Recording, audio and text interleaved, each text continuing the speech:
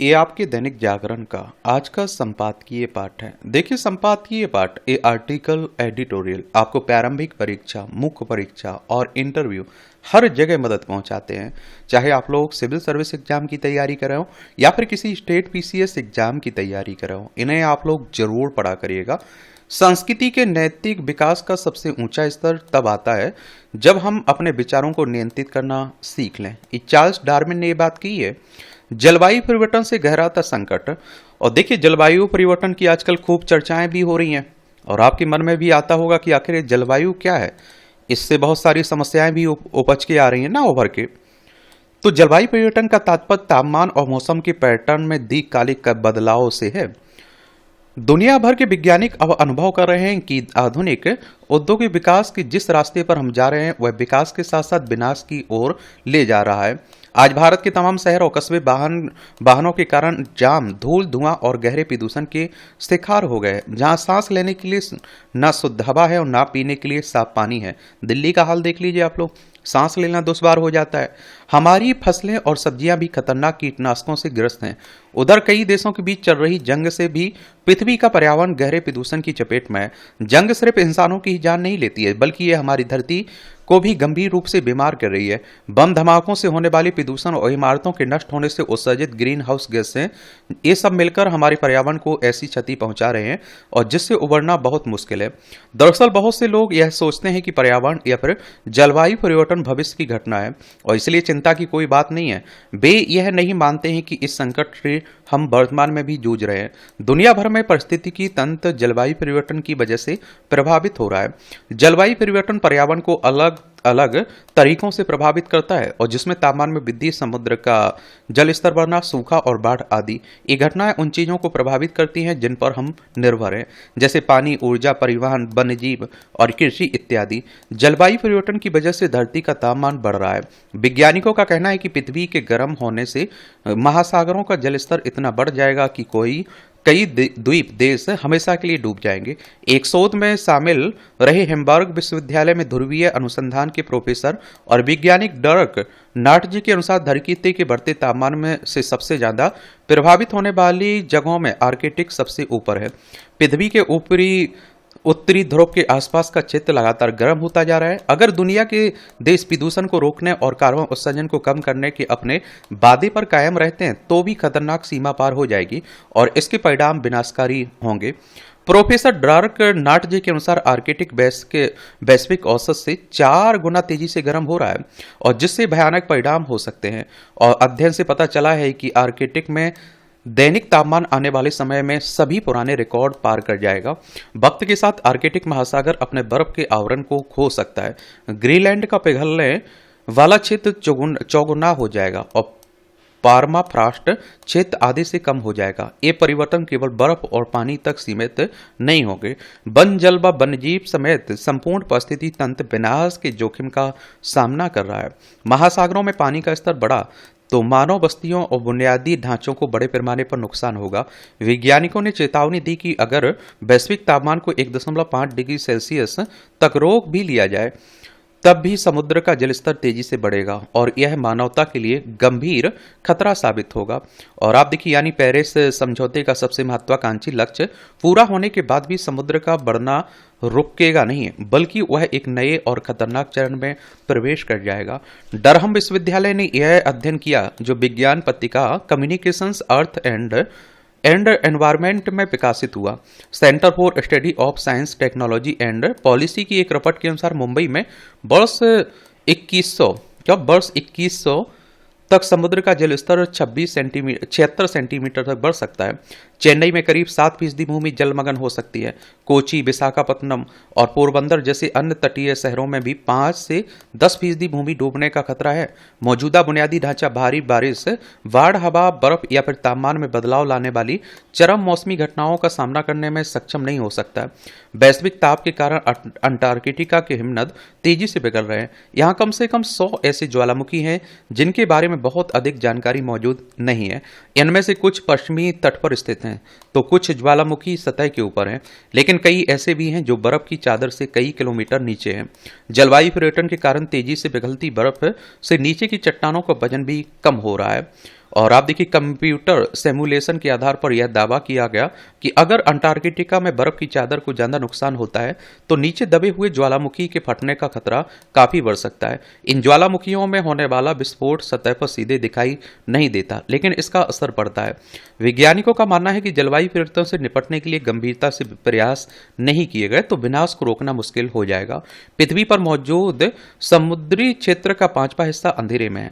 जलवायु परिवर्तन की वजह से हो रहे इस बदलाव का समुद्र की परिस्थिति पर नकारात्मक असर हो सकता है।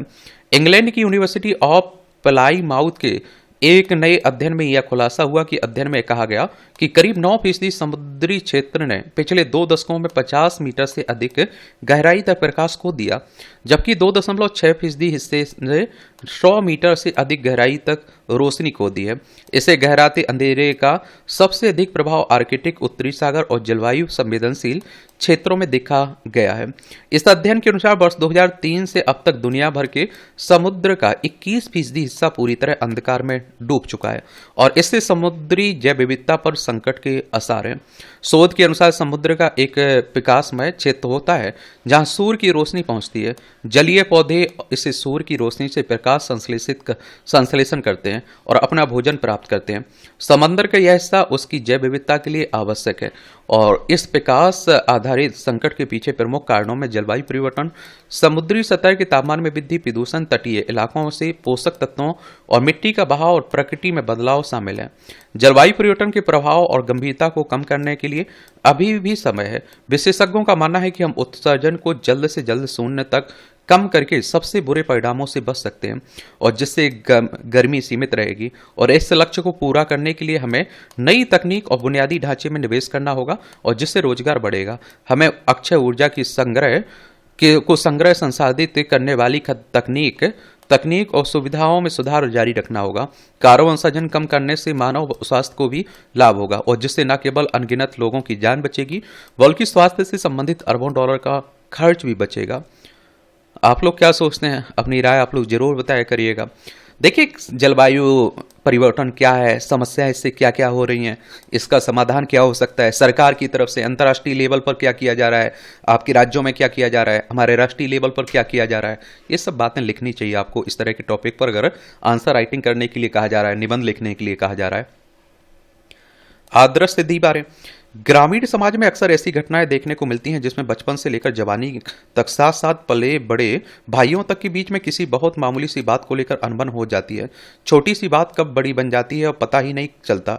ऐसे में दोनों के बीच जिस तरह बातचीत बंद हो जाती है वह वक्त कब दिन, महीनों से साल दर साल में बदलता चला जाता है, समझ ही नहीं आता है। कई जगह तो मैंने देखा है कि भाई भाई को मार दे रहा है जमीन जायदाद के लिए। आप देखते हैं छोटी सी हिस्सेदारी के लिए इस तरह से रिश्ते बिगड़ रहे हैं। हमारे जो समाज है, जो आप देखिए पारिवारिक रिश्ते हैं, वो बुनियाद कितनी कमजोर होती जा रही है।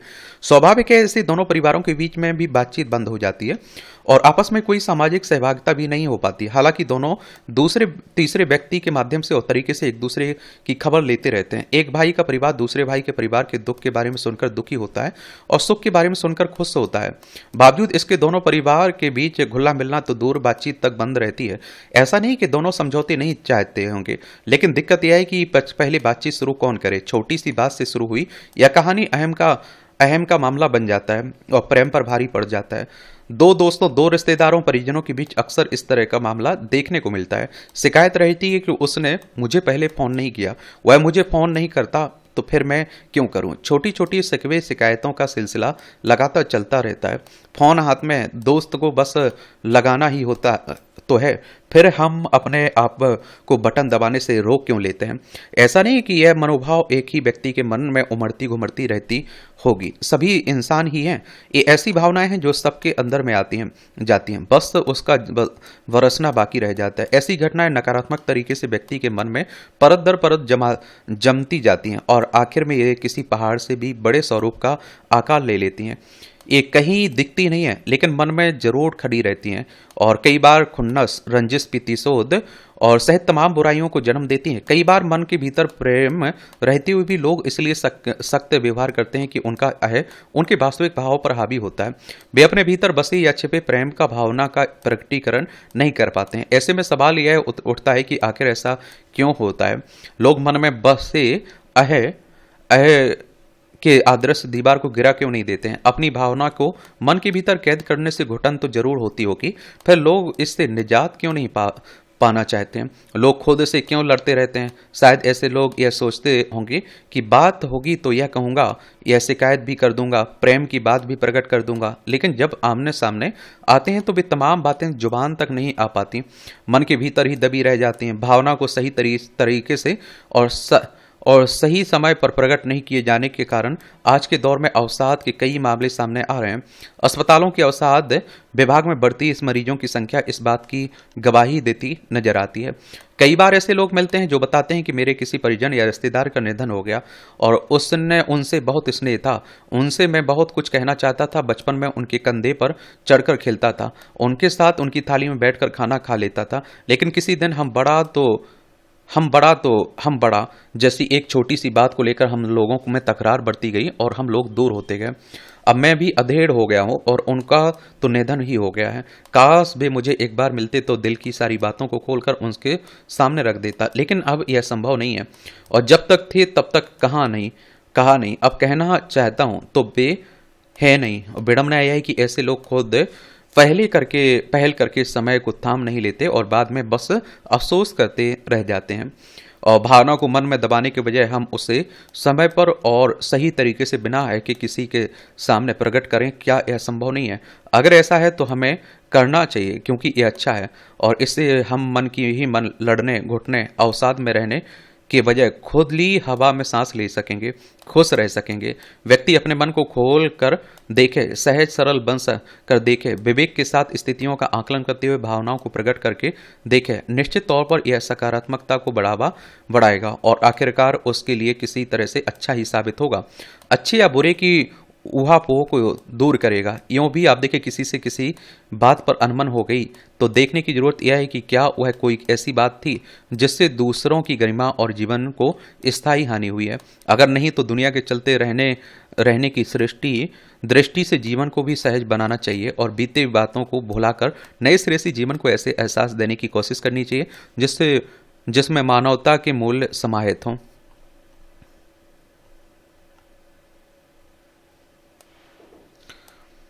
ये आप देखिए टिप्पणियाँ रहती हैं। इसकी पीडीएफ आपको एजुकेशन सर्कल प्लेटफॉर्म है ना, वहाँ डाल दी जाती है, तो वहाँ से जाकर आप लोग पढ़ सकते हैं, देख सकते हैं ना। अभी ये आतंक के विरुद्ध आतंकवाद आज पूरी दुनिया में मानवता के लिए बड़ा खतरा बन गया है। यह शांति, सहअस्तित्व, विकास और लोकतांत्रिक मूल्यों के लिए चुनौती खड़ी कर रहा है। किसी भी धार्मिक, वैचारिक या राजनीतिक कारणों से आतंकवाद को जायज नहीं ठहराया जा सकता।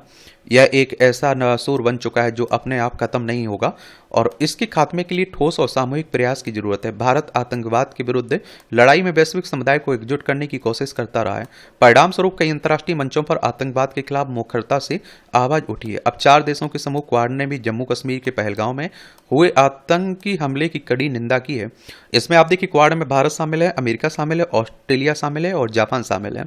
साथ ही इस हमले की साजिश रचने वाले, उसे अंजाम देने वालों, इसके वित्त पोषकों को बिना किसी देरी के न्याय की कटघरे में लाने का आह्वान किया है। क्वाड के इस कदम से आतंकवाद के खिलाफ भारत की कतई बर्दाश्त नहीं करने की नीति को बल मिला है। यह बात छिपी नहीं है कि पाकिस्तान समेत कुछ चुनिंदा देश आतंकियों का पालन पोषण कर उन्हें हथियार की तरह इस्तेमाल करते हैं। भारत ने कई मौकों पर पाकिस्तान की इस असलियत को वैश्विक समुदाय के समक्ष सबूतों के साथ उजागर किया, मगर पाकिस्तान हमेशा इससे इनकार करता रहा है। हालांकि आतंकवाद के खिलाफ दुनिया के हर कोने से आवाज उठ रही है, लेकिन इसके खात्मे के लिए अंतर्राष्ट्रीय स्तर पर जो एकजुट प्रयास होने चाहिए वे अभी नजर नहीं आ रहे हैं। पिछले माह चीन में आयोजित संघाई सहयोग संगठन में शामिल देशों की रक्षा मंत्रियों की बैठक में भारत ने आतंकवाद के मुद्दे को उठाया, मगर जब साझा बयान जारी करने को लेकर चर्चा हुई तो पाकिस्तान ने इस मुद्दे को शामिल न करने की बात कही, जिस पर भारतीय पक्ष ने कड़ा विरोध जताया। इससे पाकिस्तान के नापाक इरादों का अंदाजा सहज ही लगाया जा सकता है। वैसे संयुक्त राष्ट्र ने भी पाकिस्तान में मौजूद कई आतंकियों को वैश्विक सूची में शामिल किया, लेकिन यह बात समझ से परे है कि सब कुछ जानते हुए हाल में पाकिस्तान को संयुक्त राष्ट्र सुरक्षा परिषद की आतंकवादी रोधी समिति का उपाध्यक्ष किस आधार पर बनाया गया। अब क्वाड में शामिल देश अमेरिका, ऑस्ट्रेलिया, जापान और भारत ने संयुक्त राष्ट्र के सभी सदस्य देशों से आग्रह किया कि वे अंतर्राष्ट्रीय कानूनों और अपने दायित्वों के अनुसार आतंकवाद के खिलाफ लड़ाई में सभी संबंधित प्राधिकारों के साथ सक्रिय रूप से सहयोग करें। इतना ही नहीं, क्वाड ने अपने संदेश में आतंकवाद के खिलाफ भारत की कार्रवाई का भी दृढ़तापूर्वक समर्थन किया। इस संदेश में भले ही पाकिस्तान का सीधे तौर पर नाम नहीं लिया गया, लेकिन आतंकवाद का पालन पोषण कौन करता है यह पहले से जग जाहिर है। ऐसे में वैश्विक समुदाय को चाहिए कि इस मुद्दे पर वह एकजुट होकर ठोस और कड़े कदम उठाए ताकि आतंकवाद को जड़ से खत्म किया जा सके। देखिए, संयुक्त राष्ट्र की बात करें तो यूनाइटेड नेशंस की बात हो रही। 24 अक्टूबर 1945 में इसका स्थापना हुई थी। यूनाइटेड नेशंस सिक्योरिटी काउंसिल है ना, वो संयुक्त राष्ट्र का ही भाग है और उसकी स्थापना भी 24 अक्टूबर 1945 में हुई थी। न्यूयॉर्क यूएसए में इसका हेडक्वार्टर देखने को मिलेगा। इसमें 15 मेंबर हैं, 5 स्थायी मेंबर हैं, 10 अस्थायी मेंबर हैं। स्थायी मेंबर में आप देखिए चाइना हो गया, फ्रांस, रसिया, यूनाइटेड किंगडम, यूनाइटेड स्टेट आपको देखने को मिलेगा। और देखिए, ये हमारा प्यारा भारत है। पाकिस्तान, लद्दाख, जम्मू कश्मीर, पंजाब, राजस्थान, गुजरात 5 राज्यों की सीमा लगती है। ये हमारी प्यारी पृथ्वी, इसमें आप देखिए हमारा प्यारा भारत है, ये जापान है, ये ऑस्ट्रेलिया है। यहाँ आप जाएंगे तो संयुक्त राज्य अमेरिका आपको देखने को मिल जाएगा।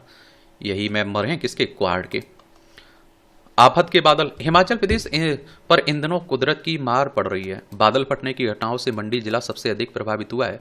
कई पहाड़ी इलाके भी चपेट में आ गए हैं। एक तरफ नदियां उफन रही हैं तो दूसरी तरफ जमीन धंसने से खतरा बढ़ा है। मंगलवार देर रात मंडी जिले में बादल फटने से आई बाढ़ ने तबाही मचा दी। 10 लोगों की असमय मौत हो गई, जबकि कई लोग लापता हैं। यह हादसा कितना बड़ा है इसका अंदाजा इस बात से लगाया जा सकता है कि जिले के कई हिस्सों से संपर्क टूट गया। गांव में कई घर क्षतिग्रस्त हो गए तो कुछ बह गए। राज्य में एक दिन में बादल फटने की 11 घटनाएं हुई हैं, जिनमें सबसे अधिक मंडी जिले में दर्ज की गई। यह दुखद है कि मानसून के बादल हिमाचल प्रदेश के लोगों पर आफत बनकर बसे हैं। अगर समय पूर्व चेतावनी देने के तंत्र की माकूल व्यवस्था की गई होती तो शायद जान माल का इतना नुकसान नहीं होता। वैसे बादल फटना कोई सामान्य मौसमी घटना नहीं है। जलवायु परिवर्तन की वजह से ऐसी घटनाओं की आवृत्ति बढ़ रही है। मौसम विशेषज्ञों का मानना है कि हिमालयी क्षेत्र में तेजी से बदलते मौसम के मिजाज को समझने की जरूरत है। बचाव के क्या रास्ते हो सकते हैं, इस पर विचार करना होगा। जलवायु संकट का ही परिणाम है कि अब पहाड़ों पर भी गर्मी पड़ रही है। मानसून में बादल फटने की घटनाओं में इजाफा हो रहा है। विशेषज्ञों का कहना है कि नमी बढ़ने और गर्म हवा के तेजी से ऊपर उठने के कारण बादल फट रहे हैं, तबाही मचा रहे हैं। ऐसे में चट्टानें, मिट्टी और पेड़ बहते हुए जब नीचे की ओर तेजी से आते हैं तो रास्ते में आने वाली हर चीज को भारी नुकसान पहुंचाते हैं। कृषि भूमि बर्बाद होती ही है, सड़कें और पुल भी ध्वस्त हो जाते हैं और जानी नुकसान भी होता है। हिमाचल और उत्तराखंड जैसे पहाड़ी राज्यों में बार बार बादल फटने की घटना एक गंभीर चेतावनी है, जिसे हल्के में नहीं लिया जाना चाहिए। और इस तरह से आप देखेंगे कि आज के संपादकीय पाठ में जो आर्टिकल हैं, एडिटोरियल हैं, उनकी कहानी खबर होती है। आप लोग पढ़ते रहिए, एंजॉय करते रहिए। आपका कोई सवाल हो, मेरे लिए सुझाव हो तो आप लोग जरूर बता सकते हैं। धन्यवाद।